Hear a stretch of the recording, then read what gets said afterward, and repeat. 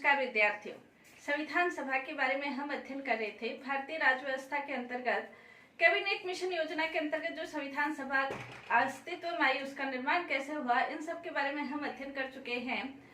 संविधान के प्रति संविधान जो निर्माण हुआ था उसके संबंध में 13 समितियों का गठन किया गया था। 144 दिन बहस चली थी और इसके लिए संवैधानिक सलाहकार जो वी.एन. राव थे, उनका संविधान सभा के कार्यालय के द्वारा 60 देशों के संविधानों का अध्ययन किया गया और उसके बाद एक प्रारूप तैयार किया गया और सभी सदस्यों में वितरित किया गया और सभी ने अपनी राय अलग अलग विषयों पर रखी। क्या दृष्टिकोण रहे विभिन्न विषयों के ऊपर, इसके बारे में आज हम अध्ययन करेंगे। जैसे 9 दिसंबर को पहला अधिवेशन शुरू हुआ, अस्थायी सदस्य चुने गए थे सच्चिदानंद सिन्हा। 11 दिसंबर को स्थायी अध्यक्ष डॉक्टर राजेंद्र प्रसाद चुने गए थे और उसके बाद 13 दिसंबर को जवाहरलाल नेहरू ने उद्देश्य प्रस्ताव रखा और उसके बाद से उद्देश्य प्रस्ताव पर ही चर्चाएं शुरू होने लगी। संविधान सभा का क्या दृष्टिकोण रहा उद्देश्य प्रस्ताव के संबंध में, राष्ट्रपति के संबंध में, इन सब के बारे में आज हम अध्ययन करेंगे। जो जवाहरलाल नेहरू ने उद्देश्य प्रस्ताव रखा, उसके आधार पर ही प्रस्तावना भारतीय संविधान की बनी थी। 13 दिसंबर को ये प्रस्तावित किया गया था और उसी सेशन में, उसी अधिवेशन में, यानी कि प्रथम अधिवेशन में ही 22 जनवरी 1947 को ये स्वीकार भी कर लिया गया था। इस संबंध में अनेक प्रकार के क्वेश्चन पूछे जाते हैं। ये संविधान सभा का जो दृष्टिकोण है आपके कंपटीशन एग्जाम की दृष्टि से भी बहुत महत्वपूर्ण है, इसलिए इसके बारे में ध्यान से अध्ययन करें और उसका पूरा वीडियो आप लोग जरूर देखें। इसके अंतर्गत ये कहा गया कि जो प्रस्तावना है, प्रस्तावना में जो शब्द रखे गए हैं, संपूर्ण प्रभुत्व संपन्न लोकतांत्रिक गणराज्य। तो गणराज्य शब्द के संबंध में जो संविधान सभा के सदस्य थे उनका थोड़ा मनमुटाव की स्थिति थी। वो ये चाहते थे कि जब भारत राष्ट्रमंडल का सदस्य है तो गणराज्य शब्द का प्रयोग नहीं किया जा सकता है। जैसे वी.एन. राव ने भी ये कहा था। वी.एन. राव ने इसका उत्तर देते हुए ये कहा था कि चूंकि राष्ट्रमंडल अभी विकास की अवस्था को प्राप्त कर रहा है और अब वो उस स्थिति में पहुंच चुका है कि जो गणराज्य है वो भी राष्ट्रमंडल की सदस्यता को स्वीकार कर सकते हैं, इसलिए राष्ट्रमंडल के सदस्यता का गणराज्य के ऊपर कोई विपरीत प्रभाव नहीं पड़ता, वी.एन. राव ने ये कहा। इसके बाद गणराज्य शब्द प्रस्तावना में रह गया। इसी प्रकार मोहम्मद हसरत मौलानी, उन्होंने ये कहा कि संपूर्ण प्रभुत्व संपन्न के स्थान पर प्रभुत्व स्वतंत्र शब्द रखा जाना चाहिए। इसका उत्तर देते हुए अम्बेडकर ने कहा था, संपूर्ण प्रभुत्व का मतलब आंतरिक और बाह्य रूप से स्वतंत्रता है और भारत आंतरिक और बाह्य रूप से स्वतंत्र है, इसलिए संपूर्ण प्रभुत्व संपन्न देश रखा जाना चाहिए। देश है, इसलिए ये शब्द सही है। और इसके अंतर्गत यदि राष्ट्रमंडल की सदस्यता से किसी भी प्रकार की उसकी प्रभुसत्ता के ऊपर कोई विपरीत प्रभाव नहीं पड़ता है। इसके बाद जो समाजवादी शब्द, कुछ विद्वान ये मानते थे कि उसी समय जब संविधान बन रहा था, जो समाजवादी शब्द है 1976 में जब 42वां संविधान संशोधन हुआ तब समाजवादी शब्द जोड़ा गया था। जब संविधान बना उस समय भी संविधान निर्माताओं में से कुछ सदस्य ये चाहते थे कि समाजवादी शब्द जोड़ा जाए, लेकिन इसका उत्तर देते हुए अम्बेडकर ने ये कहा था कि आने वाली पीढ़ियों को हम एक निश्चित अर्थव्यवस्था की दिशा में नहीं बांध सकते और ये आने वाले समय पर छोड़ देना चाहिए कि भारत की अर्थव्यवस्था को किस दिशा में ले जाना है, इसलिए उस समय समाजवादी शब्द नहीं जोड़ा गया था। हरिविष्णु कामत थे, वो ये चाहते थे कि प्रस्तावना में ईश्वर के नाम शब्द जोड़ा जाए, लेकिन इसका उत्तर देते हुए ये कहा गया कि ईश्वर का नाम यदि शब्द जोड़ा गया तो ये भारत की जो धार्मिक स्वतंत्रता का अधिकार है उससे बिल्कुल भी अलग हो जाएगा, इसके विपरीत होगा, इसलिए ये शब्द नहीं जोड़ा गया। मौलिक अधिकारों के संबंध में भी कई प्रकार के प्रश्न उठे। कुछ विद्वानों के द्वारा संविधान निर्माताओं के लिए कहा गया कि 2 प्रकार के होने चाहिए, वाद योग्य अधिकार और अवाद योग्य अधिकार। वाद योग्य जिन्हें हम न्यायालय में शरण ले सके, अवाद योग्य जिनको न्यायालय में हम शरण नहीं ले सके, वो अवाद योग्य। तो इसके लिए जैसे काम का अधिकार है, अवकाश का अधिकार है, बुढ़ापे में पेंशन का अधिकार है, जो आर्थिक अधिकार अधिकार है उनको अवाद योग्य रखा गया, और जैसे स्वतंत्रता का, समानता का, शोषण के विरुद्ध अधिकार, इन्हें वाद योग्य रखा गया।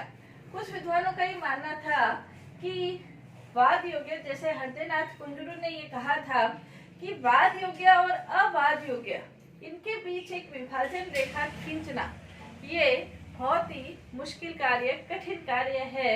इनके बीच विभाजन रेखा नहीं खींची जा सकती। इसी प्रकार सोमनाथ लाहौरी थे, वो ये चाहते थे कि मौलिक अधिकारों के अंतर्गत आर्थिक अधिकारों को भी शामिल किया जाना चाहिए, लेकिन विश्वंबर दयाल त्रिपाठी ने भी ये कहा था, आर्थिक अधिकार चूंकि शामिल नहीं थे, इसलिए विश्वंबर दयाल त्रिपाठी ने कहा था कि मताधिकार के अलावा निर्धन व्यक्तियों को संविधान में किसी भी प्रकार का कोई अधिकार नहीं मिला है। लेकिन इन सभी का उत्तर देते हुए ये कहा गया कि उस समय भारत नया नया स्वतंत्र हुआ था और भारत की आर्थिक परिस्थितियां ऐसी नहीं थी कि नागरिकों को आर्थिक अधिकार प्रदान किए जाए। इसी प्रकार अनुच्छेद 22 के अंतर्गत बंदीकरण के संबंध में जो स्वतंत्रता है, यानी कि किसी भी व्यक्ति को बंदी अगर बनाया जाता है, किसी भी व्यक्ति को बंदी बनाया जाता है तो उसका कारण बताया जाना चाहिए, इसके अलावा उसे वकील रखने की इजाजत होनी चाहिए, 24 घंटे के भीतर न्यायालय में पहुंचाया जाना चाहिए। लेकिन ये जो अधिकार है ये उन व्यक्तियों को प्राप्त नहीं होंगे जो कि नजरबंदी के अंतर्गत गिरफ्तार किए हुए हैं और जो भारत की स्वतंत्रता को आघात पहुंचाते हैं। तो इस कारण से भी कई विद्वानों के द्वारा उसके ऊपर आक्षेप उठाए गए और ये कहा गया कि एक स्वतंत्र देश के अंतर्गत, किसी भी स्वतंत्र देश के अंतर्गत लिखित संविधानों में ये व्यवस्था नहीं है कि शांति काल में नजरबंदी के आधार पर आप किसी व्यक्ति को नजरबंद कर सके। इस आधार पर कहा गया। और कुछ विद्वान हैं वो उन्होंने ये भी कहा था कि नजरबंदी के आधार पर कार्यपालिका शक्तिशाली हो जाएगी। इन सब का उत्तर देते हुए अम्बेडकर ने कहा था कि नजरबंदी कानून उन्हीं व्यक्तियों पर लागू होगा जो कि भारत की एकता और अखंडता के विरुद्ध कार्य करेंगे और जो जिन्हें शत्रु देश से जो मिले हुए होंगे उन्हें ही नजरबंद किया जाएगा। देश की जो एकता अखंडता है वो व्यक्ति की स्वतंत्रता से कहीं ज्यादा मायने रखती है। इसलिए ये नजरबंदी के संबंध में जो व्यक्ति थे उनको ये 22 के अंतर्गत अधिकार प्राप्त नहीं है, ये फिर मान लिया गया। संपत्ति का अधिकार जो कि अनुच्छेद 31 के अंतर्गत मिला हुआ था, संपत्ति के अधिकार के अंतर्गत ये कहा गया कि बिना कानूनी प्रक्रिया के संपत्ति का अधिग्रहण नहीं किया जाएगा और यदि अधिग्रहण किया जाता है तो उचित मुआवजा दिया जाएगा। मुआवजा पटेल मुआवजा देने के पक्ष में थे, नेहरू विरुद्ध थे और कुछ कानून के अनुसार देने के पक्ष में थे। जमींदारी प्रथा का उन्मूलन करना चाहते थे। इस संबंध में पर्याप्त वाद विवाद हुआ और उसके बाद अनुच्छेद 31 के अंतर्गत संपत्ति के अधिकार को मौलिक अधिकारों के अंतर्गत रखा गया। हालांकि बाद में संपत्ति के अधिकार को कानूनी अधिकार बना दिया गया। 42।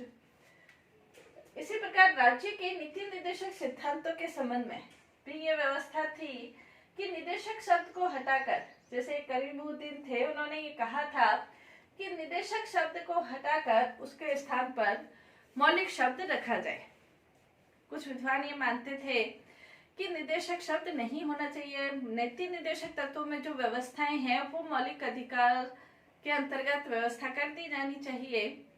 अंबेडकर ने इन सब का उत्तर देते हुए कहा था कि अनुच्छेद 37 के अंतर्गत ये स्पष्ट रूप से व्यवस्था है कि ये नीति निर्देशक सिद्धांत वाद योग्य नहीं है और इनका जो कार्य है वो निर्देश करना है। राज्य की कार्यपालिका को, व्यवस्थापिका को निर्देश देना ही इनका कार्य है और यदि निदेशक शब्द हटा दिया जाए तो इस अध्याय का जो अध्याय 4 में नीति निर्देशक सिद्धांतों का वर्णन है तो इस अध्याय का ही किसी प्रकार का कोई महत्व नहीं रह जाएगा। इसलिए नीति निर्देशक सिद्धांत आने वाली परिस्थितियों में कार्यपालिका और व्यवस्थापिका को निर्देश देने से ही संबंधित है और इस दिशा में कार्यपालिका व्यवस्थापिका कार्य करेगी। तो ये कहा गया। नेक्स्ट, इसके अंतर्गत राष्ट्रपति के संबंध में जो व्यवस्थाएं हैं, 3 प्रकार के उदाहरण उस समय संविधान निर्माताओं के समक्ष थे। अमेरिका के राष्ट्रपति का उदाहरण था, स्विट्जरलैंड की बहुल कार्यपालिका का उदाहरण था और ब्रिटेन की जो नाम मात्र की और वास्तविक कार्यपालिका है, संसदात्मक कार्यपालिका है, उसका उदाहरण था। संविधान निर्माताओं ने, जैसे BN राव ने ये कहा कि हम अब तक प्राप्त अनुभव के विपरीत दिशा में नहीं जा सकते, इसलिए राष्ट्रपति नाम मात्र का ही होना चाहिए। अब राष्ट्रपति के निर्वाचन के संबंध में भी प्रश्न उठे और ये कहा गया कि राष्ट्रपति चूंकि राष्ट्र का अध्यक्ष है और राष्ट्र का अध्यक्ष होने के कारण राष्ट्रपति का जो निर्वाचन है वो जनता के द्वारा प्रत्यक्ष रूप से होना चाहिए।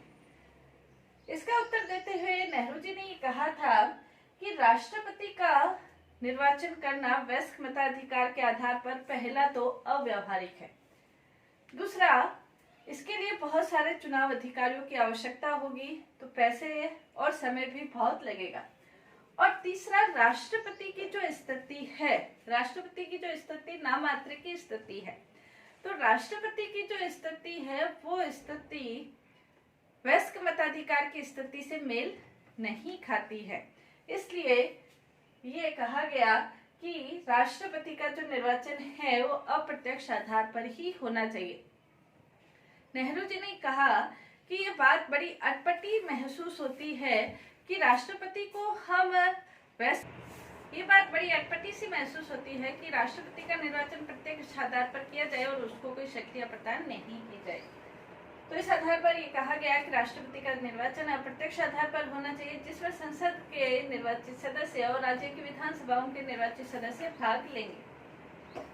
इसके बाद आपातकालीन शक्तियां, जिसके अंतर्गत ये कहा गया कि आपातकालीन शक्तियों का प्रयोग करके जर्मनी के विमर्श संविधान के अंतर्गत हिटलर तानाशाह बन गया था। आपातकालीन शक्तियों का विरोध हुआ और ये कहा गया कि आपातकालीन शक्तियों के अंतर्गत जो समस्त देश की जो संघीय व्यवस्था है उसके ऊपर भी नकारात्मक प्रभाव पड़ेगा, और ये कहा गया कि आपातकालीन स्थितियों के कारण कई बार राष्ट्रपति हो सकता है तानाशाह बन जाए। लेकिन इन सब का उत्तर देते हुए ये कहा गया कि भारत के अंतर्गत आपात स्थिति का सामना करने के लिए कार्यपालिका के पास शक्ति होना बहुत आवश्यक है, और इसके अंतर्गत संघीय शासन के अंतर्गत भी जो कार्यपालिका है वो एक शक्तिशाली होती है, और आपात स्थिति का सामना करने के लिए राष्ट्रपति आपात स्थिति का सामना नहीं करेगा। राष्ट्रपति की शक्तियां हैं, लेकिन उन शक्तियों का प्रयोग प्रधानमंत्री और मंत्रिमंडल के द्वारा किया जाएगा, जो कि व्यवस्थापिका के प्रति उत्तरदायी है। राष्ट्रपति स्वयं तो इन शक्तियों का प्रयोग करता ही नहीं है। इस आधार पर आपातकालीन शक्तियों के संबंध में विचार विमर्श हुआ और उसके बाद आपातकालीन शक्तियों का एक अध्याय भाग संविधान के अंतर्गत लागू किया ही गया। मंत्रिपरिषद के संबंध में भी कई क्वेश्चन उठे और ये कहा गया कि ऐसे किसी भी सदस्य को मंत्री नहीं बनाया जाए जो कि संसद का सदस्य नहीं हो। अंबेडकर ने उत्तर देते हुए कहा था कि कई बार ऐसी परिस्थिति हो सकती है कि व्यक्ति निर्वाचित नहीं हो और वो योग्य हो, तो उसे मंत्रिपरिषद में अवश्य ही लिया जाना चाहिए और उसके लिए 6 माह का टाइम दे दिया जाए और 6 माह के अंदर वो अपना संसद का सदस्य बनने की योग्यता निर्धारित करे। इसके बाद कुछ सदस्यों ने कहा कि शैक्षिक योग्यता होनी चाहिए मंत्रियों के लिए, इसे अस्वीकार कर दिया गया। कुछ सदस्यों ने कहा कि मंत्री अपना निर्वाचन करते समय, उम्मीदवार का फॉर्म भरते समय ये आवश्यक हो कि अपना आर्थिक जो प्रारूप है वो भरे, उसके पास कितनी संपत्ति है, ताकि भ्रष्टाचार के ऊपर रोक लगाई जाए। हालांकि इस संबंध में अभी वर्तमान समय व्यवस्थाएं हैं, लेकिन उस समय इस बात को अस्वीकार कर दिया गया। तो इस प्रकार की मंत्रिपरिषद के संबंध में ये विभिन्न प्रकार के विचार उठे। इसके बाद संसद का संबंध कैसा होना चाहिए? 2 सदन होनी चाहिए। जैसे सिब्बल लाल सक्सेना है, उन्होंने ये कहा कि द्वितीय सदन की कोई आवश्यकता नहीं है क्योंकि यह अवरोधक का काम करता है। लेकिन फिर ये माना गया कि द्वितीय सदन संसद द्विसदनात्मक होनी चाहिए और साथ ही कहा गया कि लोकसभा के अंतर्गत, विधानसभा के अंतर्गत स्थान सुरक्षित रखे जाने चाहिए अनुसूचित जाति जनजाति के लिए। कुछ सदस्यों ने इसका विरोध किया और ये कहा कि स्थान सुरक्षित रखना भी उतना ही खतरनाक है जितना सांप्रदायिक निर्वाचन प्रणाली खतरनाक थी, लेकिन फिर भी इस बात को स्वीकार किया गया और ये कहा गया कि अल्पसंख्यकों को मुख्य धारा में लाने के लिए आवश्यक है कि उनके लिए स्थान सुरक्षित रखा जाए और इस बात को फिर माना गया। संघीय न्यायपालिका के संबंध में केटी शाह ये मानते थे कि कार्यपालिका और व्यवस्थापिका से पूर्ण रूप से पृथक होनी चाहिए न्यायपालिका। इस बात को पूर्ण रूप से स्वीकार नहीं किया गया। कुछ विद्वानों ने यह भी कहा कि जहां अमेरिका के अंतर्गत पूर्ण शक्ति पृथककरण है, वहां पर भी कार्यपालिका व्यवस्थापिका के द्वारा अर्ध न्यायिक कार्य संपन्न किए जाते हैं। इसलिए न्यायपालिका को पूर्ण रूप से स्वतंत्र कर देना कार्यपालिका और व्यवस्थापिका से ये व्यवहारिक नहीं होगा और इसके संबंध में अनेक प्रकार की कठिनाइयां उत्पन्न हो सकती है। तो ये माना गया कि थोड़ा नियंत्रण होना चाहिए और फिर भी जो न्यायपालिका है वो स्वतंत्र रूप से कार्य करे, उसके संबंध में अवश्य संविधान के अंतर्गत भी उल्लेख किया गया और व्यवस्थाएं की गई, लेकिन पूर्ण रूप से पृथक रहकर कार्य करे ये व्यवस्थाएं नहीं की गई। यानी कि संविधान निर्माता हर स्थिति के अंतर्गत जो कदम उठा रहे थे वो व्यवहारिकता के आधार पर और भारतीय आवश्यकताओं के अनुसार उठा रहे थे, ताकि जो भी तत्व है, जो उपयोगी तत्व है और भारत के लिए जो लाभदायक तत्व सिद्ध हो सकते हैं उनको ग्रहण किया जा सके। तो ये संविधान सभा का संविधान के संबंध में दृष्टिकोण था। नेक्स्ट हम अन्य विशेषताओं का अध्ययन करेंगे। धन्यवाद।